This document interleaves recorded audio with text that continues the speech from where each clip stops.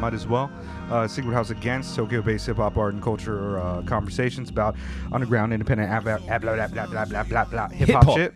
Yeah, you guys know us. It's me and Jet per usual. And yeah, today we're finally clocking in to discuss the newest Mach Hommy album, RICHAXXHAITIAN. Ricardo Haitian. RICHAXXHAITIAN.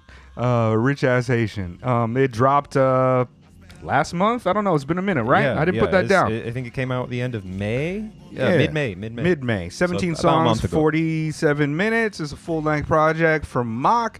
I think it's the last one since that one. Pray for Haiti? Or no? No, Balance Shore came out after that. Okay, right? yeah. We did we discuss both of those? We reviewed both of those. Okay, yes. yeah. They're on, I forgot what I said or how I said it or what I said. Things Pray for about Haiti there. was like extremely early Secret House. Okay. Like that was like Balance one of the Show might have been first year too. Yeah.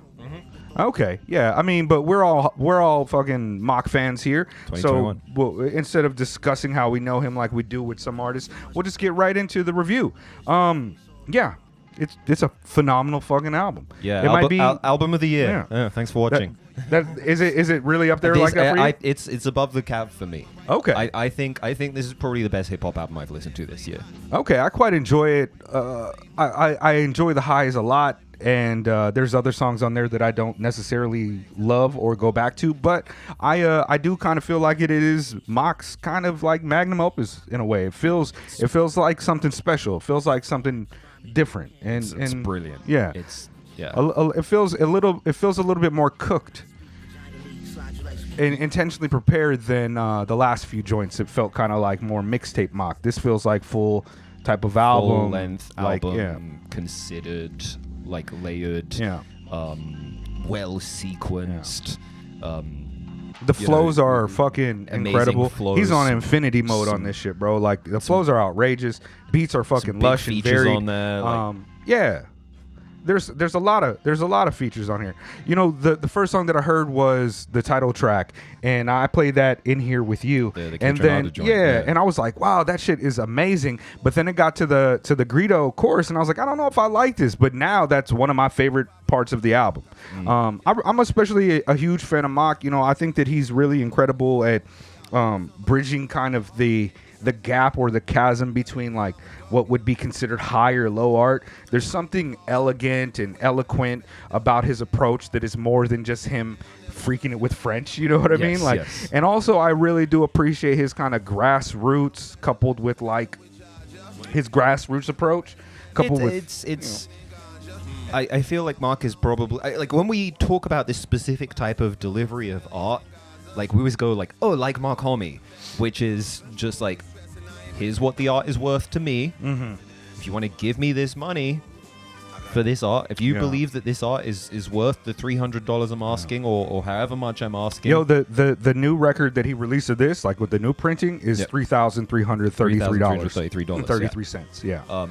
And if the album's worth that much to you, because some of you guys definitely have that kind of money to just give away. Yeah. Here it is. Here's the work for you to enjoy. I do appreciate that aspect of Mach, but also because of that reason, I will likely never own a Mach fucking vinyl. You know what I mean? Sure. Unless I come across it somehow, you know, for some fucking genie in a bottle type of shit. But I appreciate that. One of the things I'm a little bit confused about in terms of his art is how he has like these copyright strikes on Rap Genius for people just like you know what I mean, writing down what he said, transcribing what he says, and like that I've become a person that likes to read along with lyrics nowadays, especially because my hearing is so bad. Like some of the things that I was hearing on that Shrapnel album were just not what was being said. Right. And Castro was like, yo, actually I didn't say boot camp, I said fucking Who Kid. And I was like, how did I fuck up boot camp and Who Kid? But nobody else corrected me on that, so how y'all listen to this shit in the first place? But I know I'm old and deaf. And I blame all the Jamaicans at that reggae dancehall club that I bartended out.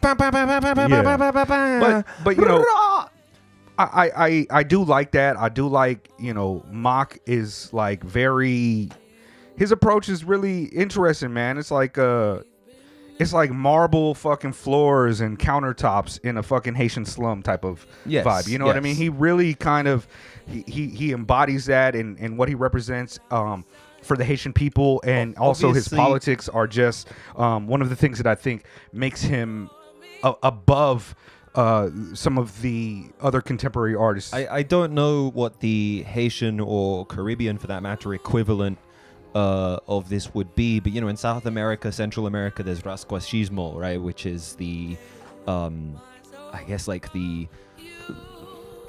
opulent poverty. Okay. Right? This like, cholos that will like cover their cars in like seashells and okay. Paint like, just like expensive, the image of opulence over like this very sort of working class like outside perspective. If I was a bit less hungover, I'd try and be a bit more academic about this, but I get that from Mark's work. Haiti is a country that is so culturally like beautiful and rich, and at the same time, suffers greatly and from the lingering effects of colonialism and capitalism, and Mark's work is just so. It is street, it is gutter, it is like it's dusty, but at the same time, like you said, it's the marble countertops. Like it's opulent, it's beautiful. Some of the production on this as well. This is the Georgia. Is it not the Georgia Animal? Yes, it is. It is. Sonje. Yeah. I do like that about Mach. On our channel, we don't necessarily. Sometimes I don't want to do more popular albums because I don't really have anything to say about them in terms of that. I think adds to the conversation on why people might like some music, because like a lot of the themes are very general. You talk about what's going on in Mr. Morale, and it's like, okay, well, these type of topics are not topics that are new conversations for us or even all that interesting as they're laid out. But for a lot of people that only listen to rap, maybe it's like the first time they're like, wow, I never heard anybody talk about it, like a transgender auntie or a domestic violence track. Sure. And a lot of the music that we discuss here, I do like to kind of step outside of critiques that only value aesthetic or sonic qualities of the music and get not even towards like some bar whispering, but some of the elements of a person's art that to me make it valuable in terms of it being a form of expression or radicalism or those cogs in the revolutionary machinery. And I'm not saying that Mach is a revolutionary, but content-wise, I really do like the way that he draws this kind of comparison between upward mobility, effort, and being a dope rapper, but also with his indigenous heritage, his pro-diaspora nationalism, and radicalism. Like, he might go off on some enjoyment of an expensive car, but bring you right back to an adoration for his people or for fucking quarter water. And those are the points of the album that I just feel are kind of wonderful and make me want to discuss more about Haiti and put that critique out, because you typically don't see anybody really discussing the kind of history that Haiti has gone through and where they stand now due to that history of the fact that like hip hop is so focused on like the center. Sure. Ultimately, hip hop is an American art form at its core. Right. You can talk about, its roots in Jamaican music as well. The imperial core, it's the imperial core. Yeah. And it's something that makes Mach Hommy, Obi-Wan so fucking dope. Yeah. Is this, spook as well. Spook, this externalization to the broader, colonial project that exists, obviously in the case of Haiti is a French colonial project. And that is something that, and now they're basically colonized by the IMF, the International Monetary Fund, which also comes up in the record. But at the same time, you also have these like wonderful moments of like reclamation through in this very liberatory way. We're gonna probably talk at more length about Sur le Pont d'Avignon later on, I suppose. Song of the year for me, because likewise, I think the best song of his career and a song that many MCs will never ever, across an entire discography release something of that level of caliber. But Sur le Pont d'Avignon, the hook of that Sur le Pont d'Avignon, it's like a children's, it's like a 15th century nursery rhyme from France, and it's been completely flipped on its head and recontextualized in that way. It's in a different key. It's kind of haunting, but at the same time, like the beat is so beautiful, and it just, Mach has this really, really amazing way of expressing, it's diaspora music in that way, right? One of the things that's mentioned on the album, on one of my favorite moments of the album on RICHAXXHAITIAN, is that Mach is a bit of a historian. Yes. And I think that if you're going to have a revolutionary ideology, it's important to be a historian, because you have to see it from the lens of not where we are emerging now, but historically where all these things occurred. And when it comes to Haiti, I mean, Haiti is the first black sovereign nation in the Western Hemisphere. It is the birthplace of black internationalism, and this is a slave enslaved person revolt in 1790 that was fought all the way until the early 1800s, and is still being punished today. Right. And because at the time, not only were they fighting against the French, but they also had to fight against the Spanish, who were on the other side of the island, as well as the British and the American colonialists. They were also just kind of like watching, because they're like, what have all these fools done over there? What are they doing over there? And it's wild how long that history and brutal oppression and even now U.S. intervention has fucked them up. And Mach gets to those points at several times on the album without being preachy or even like historicizing things. Like, he never really makes an emphasis on that, but it's clear through skits and lines that these are a part of who he is, how he creates his art, the vision behind his art, and perhaps even why he sells it the way that he sells it, and why that he doesn't want his lyrics even to be utilized for the advancement of other groups. And that's why everybody was kind of bugging out when it disappeared from Spotify.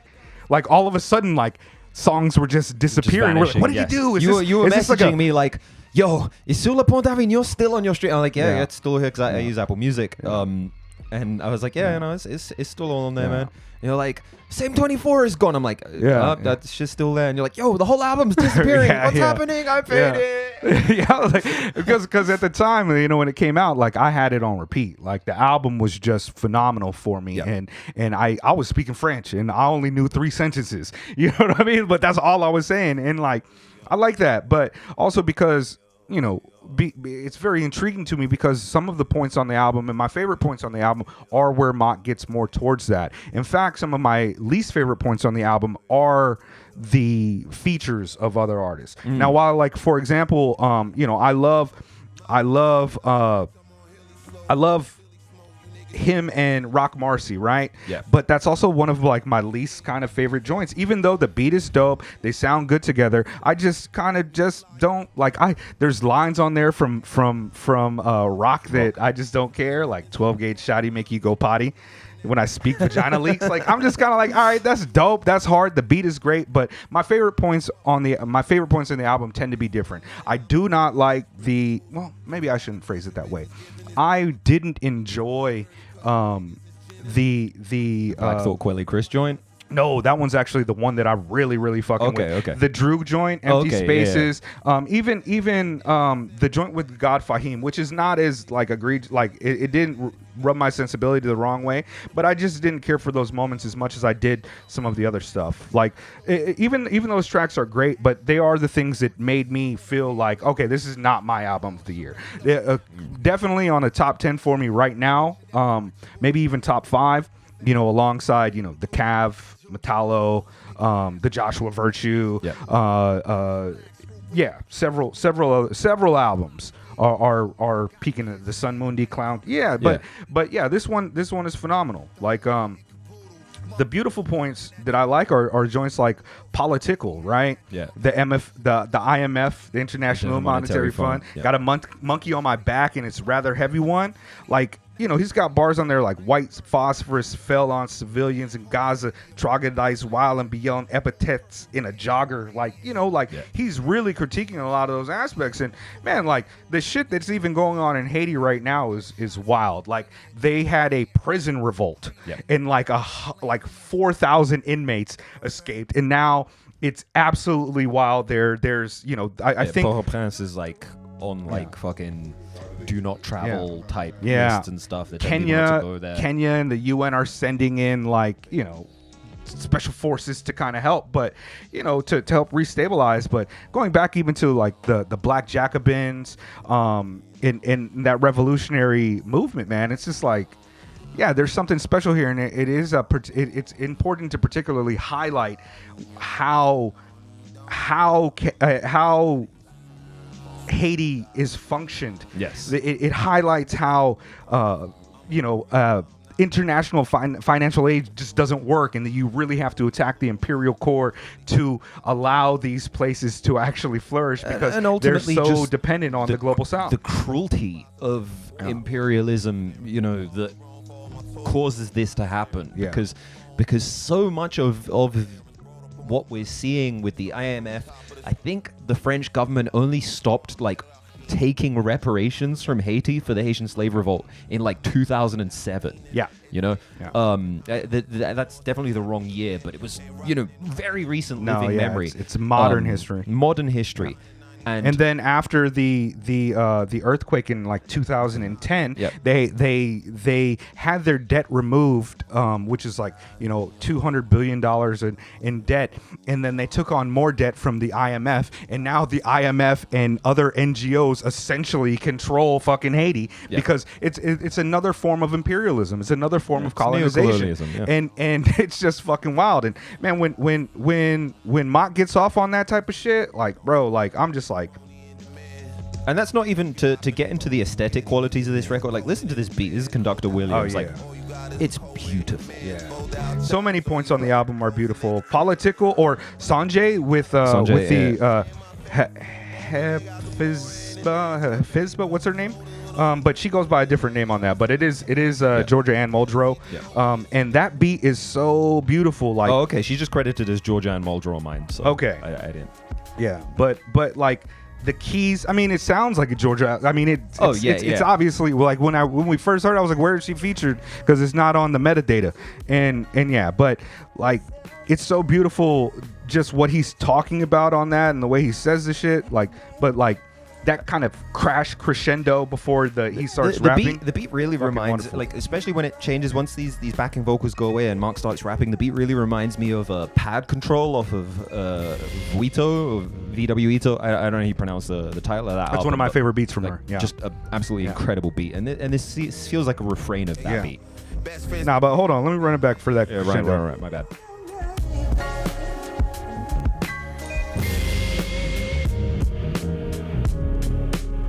And the way he gets off, you have to forgive me if. Oh, in fact, let me just play it like.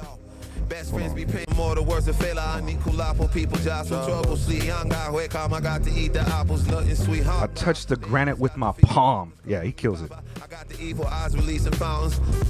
I mean, the flows on this. Well, that was the part I wanted to play. I got the evil eyes releasing fountains. I touch the granite with my palm, and then I slid a sweet chick inside the stand and just put the canvas on my dome. Parking right out front, just put the top inside. Bro, I touched the granite with my palm and then slid the sweet ticket inside the understanding and pushed the canvas on my dome. What is like? He's so poetic and ill with it. Like he's just amazing at fucking rapping and melodies and cadences and the kind of multilingual usages of he's working things in French, there's some Arabic in there as well. Like, yeah. Even when he says some real simple shit, like if you're saying something, say it with your chest. If you ain't saying nothing, then don't say it, get some rest. Shut your ass up. And it be real, like simple shit like that. But it's also, him just killing, sharpen all my abilities, getting new powers. Hold on, let me go ahead. Reparations 1. So another hold on. I'm not going to spend too much more time talking about the album because I kind of feel like I don't need to tell you guys like some of the sonic values I enjoy. It's fucking phenomenal. I do like some of the lyrics on it. I do like some of the beats. I know that song number 11, Copy Cold with Quelle and Black Thought, who Black Thought is so ill on that shit. What does he say? Look, y'all know I've been a black supremacist whose image lacks the blemish. Like, come on, man. That's fucking hard. I don't really interact with niggas because nowadays business ain't really all that stupendous. A lot of cats be having them silly rap agendas. So perfect, bro. So perfect. He said, saw my mom giving the Philly when it didn't deserve her. The loss of my personal catalytic converter. So ill. But if I could just make my point on that. Spit. The beat was remade from an August Phenom beat that he got years ago, and maybe it has something to do with sample clearance, but I guess that's where Quelle comes in with the piano. And I actually thought that was Chris Keys. Chris Keys, yeah. It sounds like Chris yeah. Keys, yeah. That lick is really Chris Keys. Yeah. Definitely his influence coming through. But yeah, it does. It sounds like a beat off of like Innocent Country or something. Yeah, Sudden Death, something like that. But it's beautiful, and yeah, the production choices on this album and the way they run through, they're so wide and varied. There's shit on here that sounds like, what is the joint with Pardon? I need you to freak the names because it's French or some shit. Right, so this shit sounds like an old, like dusty RZA type of beat, but in the background it sounds like a fucking kettle screaming. You know what I mean? Like it's, you know what I mean? And it's just persistent. But this sounds like an old dusty ass, like RZA type beat. And there's so many beautiful moments on the album. And like the end of Political is a beautiful flourish that just kind of comes off. Yeah. Even Zero Clock, which is actually, it's him in maybe one of his OGs or you know, his uncle or something, named Haitian Jack. Right, on that, it's one of my favorite moments because they're actually just having a conversation, but it also allows you to get more into the type of thinking that Mach is actually having in things, right? The thought process, and they're talking about Haiti. They're talking about, he says, we got a highly ignorant population that's taking measures into their own hands, but being manipulated by a handful of businessmen in a room somewhere with avaricious, hyper-capitalistic goals. I think he said avaricious with a B. He says avaricious. I'm sure he says avaricious. Okay. I definitely thought he said avaricious when I listened to it. Because I was like, I feel like Haitian Jack might be like, you said avaricious hyper-capitalist tendencies, but like, yeah. And then he says, you know, and they're being persuaded into cannibalism. And that is, if that is not an anti-capitalist fucking bar, then I don't know what to say. And it stands in contrast of him calling this album, you know, Rich ass Haitian. Yeah. And even on the Gorgonzola, he says he's the richest ever Haitian. And I don't know if that's true, but Wyclef did steal a lot of fucking money. Right. Yeah, and it's like fucking just fucking beautiful dope bars. Rich in spirit, you know? Yeah, word. I mean, yeah. Who actually knows what, if he's talking about the specific monetary aspect or another element of it, because, you know, he could be just framing it in a completely different way because the way his mind thinks. It's beautiful. In the title track, whoo, I swear his flow on this is, I was like, man. You could also play this in the club. Oh, and yeah. People would get down to this. Yeah. People were like, yo, is that K-Trail? Like, yeah. There's a certain type of nigga outside making mountains out of molehills. It's a certain type of nigga outside making mountains out of molehills. Lay a nigga down like a towel on the soul. Lay a nigga down like a Keep a Swiss miss with me. Yo. He said, what you want, 100 billion in a spliff till we show up at the dealer with $1 million in inequity? With $1 million in inequity? Bro. 100 billion in a split, cause we show up at the dealer with $1 million in inequity, money long. I had a feeling it was meant for me, even when them niggas couldn't feel it, it was temporary, honeycomb. You the spirit that was there for me, even in my Yeah, he be wildin', man. Long, another one of my favorites. You know, leave. It's Babylon, right? He talking about Babylon and shit. You know what I mean? And Homicide dredging French fries with the oil near the dead end. I don't even know what he's saying because ain't nobody helping me out with the lyrics and shit. But yo, the way he just kills these joints, man. Like, it really is an album of the year type of fucking finesse. Like, he said, I'm not your token N-word boy. Yep. Niggas get denied, knowing of being dumb. Talking like cunts in the parlor. At the bottom line is free lunch. Ignorance can compromise a mean bunch. Ain't no significance in getting martyred if you drowning out arenas. Babylon, leave we alone. You taking all your bodies, one piece be up. Yeah, there's a lot of things on here that I think that probably have like a deeper thing to kind of like look into historically. Like even this song is an old refrain from like an older track and shit, but what is the fucking, I should have put the timestamp, but yeah, the end verse here at the end. He said my DNA wasn't royal, he's a peasant. Who that? Yo, that's a nigga right there. Yo, say word. That nigga? Oh, here we goes. French fries with oil near the dead end. I had to pit stop panache, saw you niggas pegging, tagging discards, climbing my sequoia in the credits. Bro, I had to pit stop panache, saw you niggas pegging, tagging discogs, climbing my sequoia in the credits. What does it fucking mean, bro? Like he's just, that's another thing too, is like sometimes he's wildly poetic or just like a fucking jargonite with the slang tongue that I just find it fascinating. It's amazing. But I won't go on too much more. Holy, oh, even this like little joint here, I love this.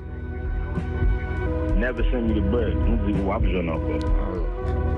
We been. How you pronounce that with the French on it? Au bon parfum. Au bon parfum. Yeah. I was like Ox Bon Parfums.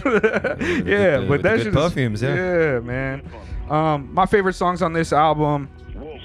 We good, right? Well, we 25 minutes. 25 minutes. Yeah, my favorite songs in this album is mostly all of them. I could say more lit. I don't like, but obviously, Sous les Ponts. Sur le pont d'Avignon. Yeah, that's maybe my favorite. Yeah. That's like my favorite or second favorite track of the year, behind Mike Check and Some Mundi Shamar. Rich Ass Haitian is another one of my favorites. Lone. Also Holy _thing. And then Sonjay. I love the album. Sur le pont d'Avignon. I'm gonna go Copy Cold and toss up between Guggenheim Jeune and we'll go with Guggenheim Jeune. We'll go with that. Word. I highly recommend that y'all get it together and read some CLR James, Black Bolsheviks. Also another book that I haven't finished myself, but it's called Fear of a Black Republic by Professor Leslie Alexander, who is a professor with, I think, Martin Luther King studies, or something like that. But she's barring out. And it's of tremendous importance to study history, historical materialism. And if you're maybe Trotsky was right. If you're new to the channel, ongoing revolution, like Peep Obi-Wan's works as well. He's doing something very, very similar from a Bahamian perspective, anti-colonial, but also deeply engaging and interesting music from a very revolutionary perspective that will open your eyes to some things that maybe, I didn't really know what the situation was in the Bahamas until I started doing the reading on this. So,